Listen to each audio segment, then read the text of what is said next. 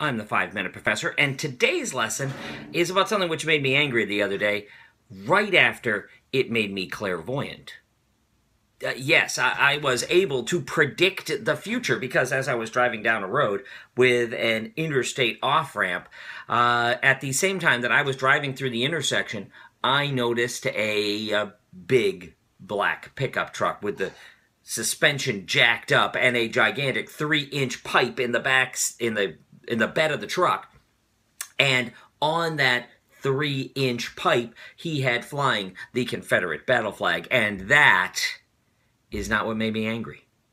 No, it made me clairvoyant, though. I knew, first of all, that he was going to be speeding as he came into the intersection because he doesn't understand how physics work and how he has raised the center of gravity for his truck. So I was right about that. I was also right that he wasn't going to get out of the right-hand turn lane because nobody was turning right, so he was going to stay in the right-hand turn lane but continue to go straight, and I was right again. After the first intersection, there is a corner, and all the way around the corner, it says that the right lane is a turn lane, and I knew he'd stay in that lane. And I knew he would stay in that lane and get to the intersection and still go straight, and I was right again. And I was also right when, during the entire straight stretch of a quarter to half a mile next to the parking lot to the RDV Sports Complex, if you're familiar with Maitland, he would stay in that right-hand turn lane, which is clearly marked right-hand turn the whole way, and at the very, very end, he would scoot into traffic because that's where he belonged. And I continued to be clairvoyant, and this clairvoyance continued because now I could predict his arrest. When he got pulled over by the Florida State Trooper, who is Caribbean but Haitian, he would start spouting off about how he's only getting pulled over because the trooper was black and he'd probably say Mexican. Let's be honest. He'd probably say Mexican. And he would also, and I'm just guessing here, make me angry. Because the reason that flying the Confederate battle flag makes me angry is completely different from what really makes me angry about what comes next. And that is when he claims it is his First Amendment right.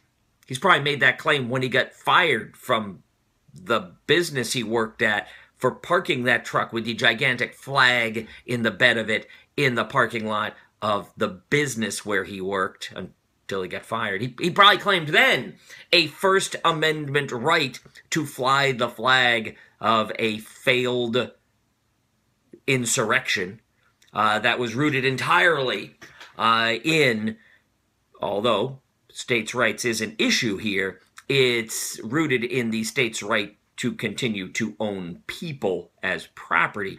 But that's not what's going to make me angry. What's going to make me angry is that he's going to claim it is his First Amendment right. And we do not have First Amendment rights. We have First Amendment restrictions on Congress. Congress shall make no laws restricting free speech. Congress shall make no laws restricting is not the same as I have permission to be a douche canoe. That is not the same thing. It is not the same thing as to say I can say whatever I want because I have a First Amendment right. No, Congress has the restriction, and through the Due Process Clause of the 14th Amendment, so do state legislatures. They are restricted from making laws that restrict free speech. No, you simply cannot just say whatever you want and say it is a protection under the First Amendment, because quite honestly, that only restricts Congress and state assemblies from making laws. Now, to be fair, I didn't expect you to have known that, because you can't read street signs. I have one last moment of clairvoyance.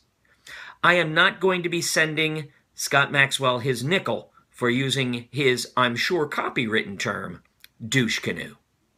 Perceptum, quispium, damnatium. Learn something, damn it!